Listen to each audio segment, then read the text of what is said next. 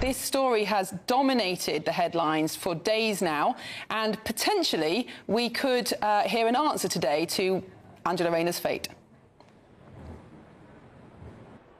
Yes, Angela Rayner's career is absolutely hanging by a thread, and it's likely that she will learn her fate today because Sir Lawrie Magnus, the Independent Standards Commissioner, is expected to report this afternoon. He's actually going on holiday today, and also the government wants a quick response because this is derailing everything that the government wants to talk about at the beginning of September, where they're trying to have a bit of a relaunch.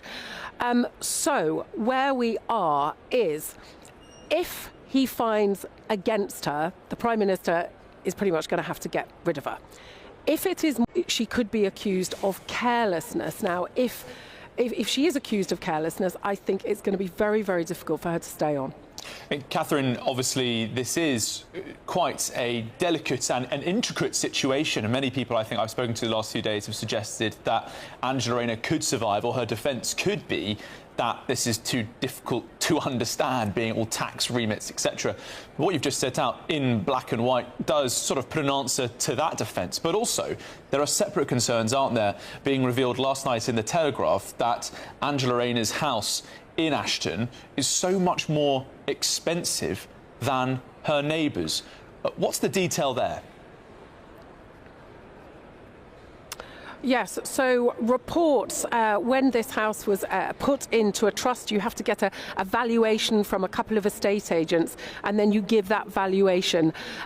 Now, it is emerging that that house, I think valued about 650,000 or so, is significantly more than any other house in the street has been sold at recently, or any other comparable sort of three-bedroom house in that area. So I think that raises questions too about whether that house was overvalued. Of course, what that means is that her stake, which she took out to buy the house in Hove, was perhaps more than it should have been. So look, for a housing secretary and a deputy prime minister who has taken an incredibly hard line on other people's tax affairs or mistakes or whatever, I think it's incredibly difficult. Certainly the people that we've spoken to have got scant sympathy for her, although of course there is sympathy for her on a personal level. You know, she had a very difficult upbringing. She's got a disabled child, a severely disabled child. She's had a marriage breakdown. That is all very difficult, but the problem is that if you're going to have a role like she has, you've got to be held to the very, very highest standards. Now, Katherine, you're there in Birmingham for the Reform UK Party Conference. It is a big year for Reform. They've seen a meteoric rise in the polls, putting them in pole position to be the next government. How important is this conference for the party? Well, it is important, but look, they are riding high in the polls. They've got the wind in their sails. They've got all the momentum at the moment, and they feel, as an announcement there, I hope you can still hear me, they're delighted today because Nadine Dorries, who was, of course, Culture Secretary under Boris Johnson, got unfinished business, maybe is eyeing a future return. But Nadine Dorries has given up on the Tories, and by extension, she's given up on Boris Johnson as well. All right, Katherine Forster, thank you so much for your time, Mr. Finn.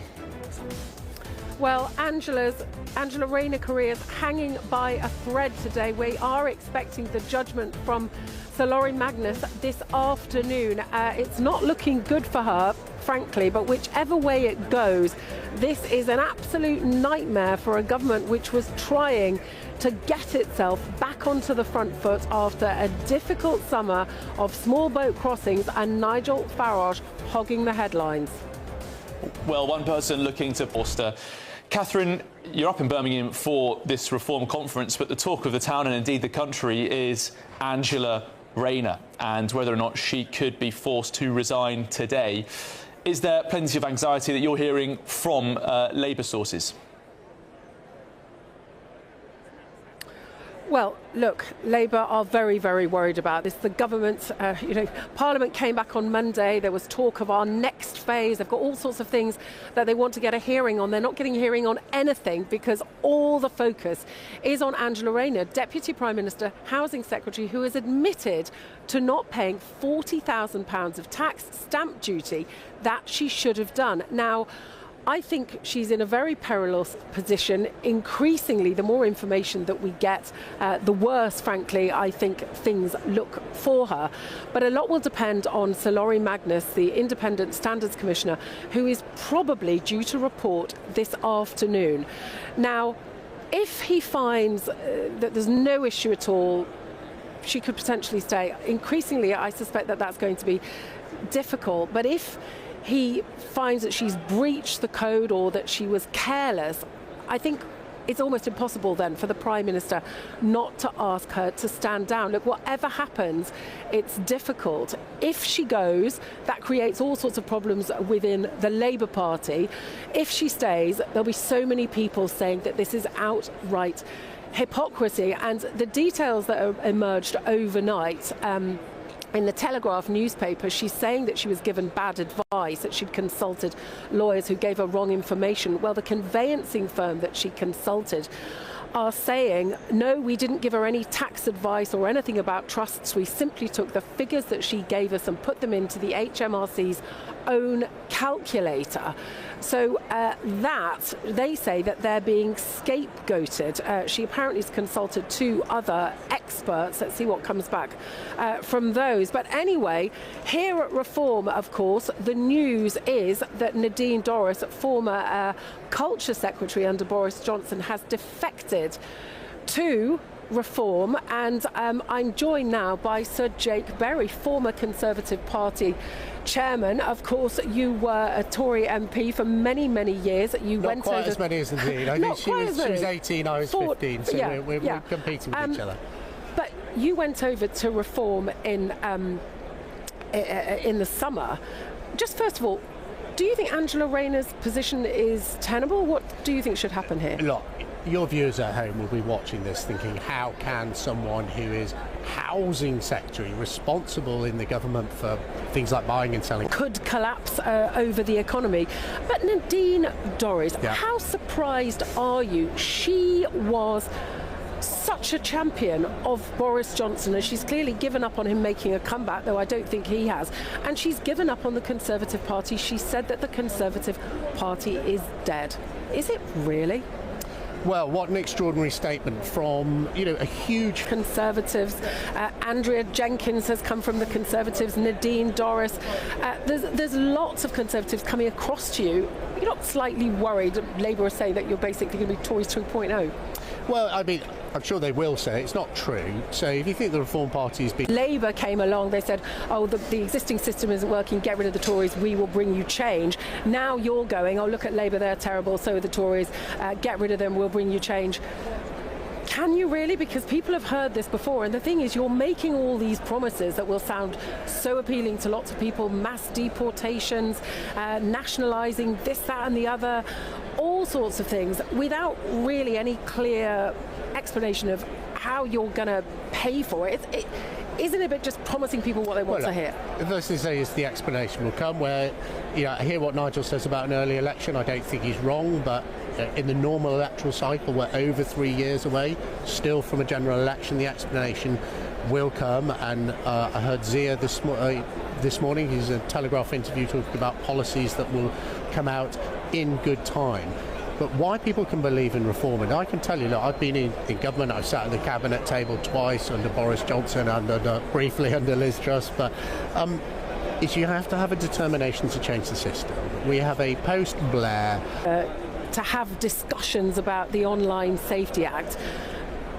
Are you not queasy at all in Nigel Farage going to the States, effectively airing our dirty linen in public, bad-mouthing Britain? I mean, Labour are saying he's bad-mouthing Britain, he's not a patriot. Are you not worried about that, the optics of that at all? I mean, he was, PMQs, he wasn't in PMQs, and when he was asked about it, it was when, well, so what? What's the point? The priority is being here, it's more important. It's a two-faced question. The first thing is, am I concerned about the Labour Party claiming to be more patriotic than Reform in Heathrow Airport? He did the tweet 4 months ago while in America, in Arizona, actually. He's an Irish citizen. If he had been an American citizen, coming to the UK, and it could just as easily happen to the American citizen, it would breach the First Amendment of the American Constitution. It would have created a diplomatic incident. They have a constitutional right to free speech in the United States of America, and given the huge erosion that we're seeing of people's free speech rights here in the UK, maybe we should look at it here too. Jake Berry, thank you very much for talking to us on GB News. Really appreciate it. Thank you. Forster about these developments. And Katherine, the question really for Labour and Angela Rayner is what advice she took and whether or not she's in the wrong. Yes, exactly. And we should get more details this afternoon because Sir Laurie Magnus, who is investigating this, is likely to give his report. We know that he's due to go on holiday tomorrow. We also know that the Prime Minister wants this to be done and dusted quickly. So what he will be looking at is exactly what advice Angela Rayner was given and exactly what information she provided. Fundamentally, though, this is a very simple story about a Deputy Prime Minister and a Housing Secretary who has failed to pay £40,000 of tax, which in fact she did owe. But it hinges on the advice she says that she was given, faulty advice. Now, overnight, the Telegraph are reporting that the conveyancing firm that she used when she was buying this £800,000 flat in Hove on the south coast have said that they are being scapegoated, said that they simply used the information that Angela Rayner had given them, that they put it into HMRC's own tax calculator to work out what she owed. They said they don't give any advice on trusts or anything like that at all. Now, apparently, Angela Rayner's team are saying that she had advice from 2 other sources as well. No doubt that will be investigated too. But look, on the HMRC's own website, there is a page, I wonder if we can get it up if we've got the graphic for it, which talks about when people are liable for the higher rate of stamp duty. And it says basically to work out how many properties you'll own when you've bought the new property. And it talks about trusts. We know that her constituency house up in Greater Manchester is in a trust for her severely disabled son. And it says that it includes property owned on behalf of children under the age of 18, that's Angela Rayner's son, in brackets, parents are treated as the owners even if the property is held through a trust and they are not the trustees. So it is very clear on HMRC's own website what the rules are, which was that the Hove flat should have been treated as her second home, which would have meant that she would have had to pay $70,000 rather than the $30,000 that she did pay. Well, Katherine Forster, thank you very much. Katherine Forster live there in Birmingham.